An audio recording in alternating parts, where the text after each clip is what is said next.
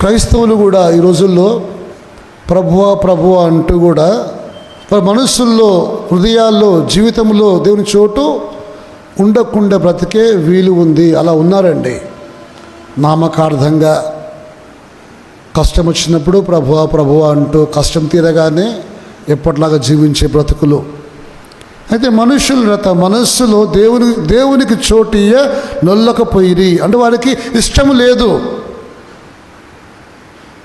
They did not like to retain God in their knowledge. వారికి ఇష్టం లేదట, అంటే అంత విలువైనదిగా వారు ఎంచడం లేదు.